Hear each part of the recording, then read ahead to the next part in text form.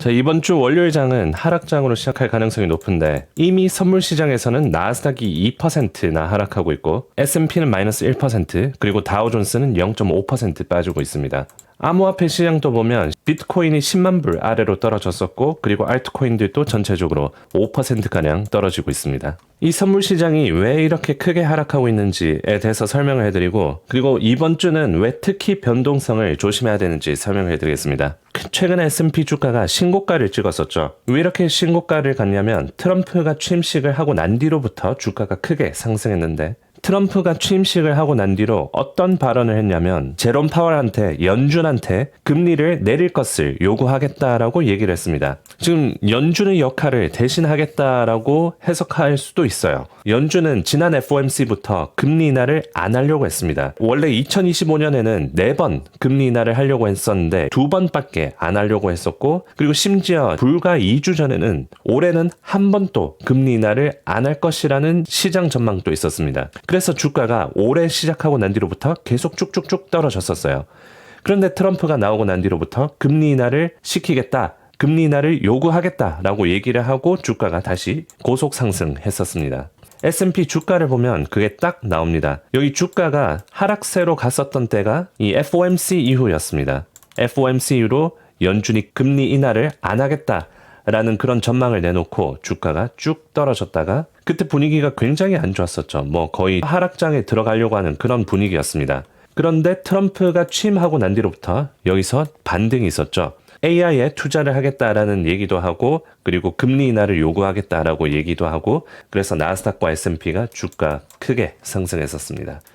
그래서 지금 신고가까지 온 상태예요. 그런데 지금 염려가 되는 건 뭐냐면 이게 상황이 너무 급하게 바뀌었다는 겁니다. 불과 2주 전에 1월 15일까지 주가가 계속 떨어지고 있다가 트럼프가 딱 나오고 기대감에, 이제 연준이 금리 인하할 거라는 기대감에 주가가 쭉 올랐었던 건데, 이제 FOMC가 3일밖에 안 남았어요. 그래서 FOMC 때 제롬 파월이 나와서 어떤 얘기를 할 것인가, 이제 제롬 파월이 나오기까지 3일 정도밖에 안 남았는데 기자들이 질문을 할 거 아니에요. 트럼프가 당신 보고 금리 인하를 요구했냐라는 질문은 또 있을 거고, 트럼프 말을 들을 것이냐라고 질문을 하겠죠. 그럼 제롬 파월 말이 뭐라고 얘기할 것 같습니까? 저번에 제롬 파월이 굉장히 강하게 얘기했었던 적이 있었습니다. Can you follow up on you're not required to leave? No. 저번에 트럼프가 제롬 파월을 해고하겠다라고 얘기하고 난 뒤로부터 이 사이가 조금 안 좋아졌는 그런 기미가 보였는데, 기자들 질문을 받았을 때 아니요, 나는 사임을 하지 않을 것입니다 라고 정말 강하게 얘기를 했었어요. 근데 이번에 이 트럼프가 당신 보고 금리 인하를 내리라고 요구할 건데 어떻게 할 거냐, 노라고 얘기할 가능성이 굉장히 높겠죠. 물론 제롬 파월이 또 스탠스가 바뀌었을 수도 있습니다.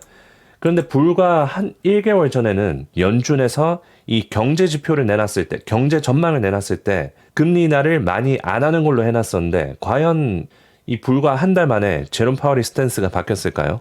지금 S&P도 그렇고 나스닥도 그렇고 주가가 지금 거의 신고가까지 왔는데 기대감에 이 정도까지 올라왔었던 겁니다. 트럼프가 좋은 말을 해주고 금리 인하를 요구할 거라는 그런 기대감에 주가가 크게 상승했었죠. 거기다가 실적 발표들까지 나름 괜찮게 나오고, 그런데 지난주에는 실적 발표 기술주 2개가 있었는데 넷플릭스와 텍사스 인슈먼스 실적 발표가 있었습니다. 텍사스 인슈먼스는 실적 발표 이후로 7% 하락했었고, 넷플릭스도 실적 발표 이후로 주가가 오르긴 했는데 이번 분기 실적 발표는 좋았는데 다음 분기 전망은 낮았어요. 그래서 넷플릭스랑 텍사스 인슈먼스 공통점이 있었는 거는 전망이 약간 부진했습니다.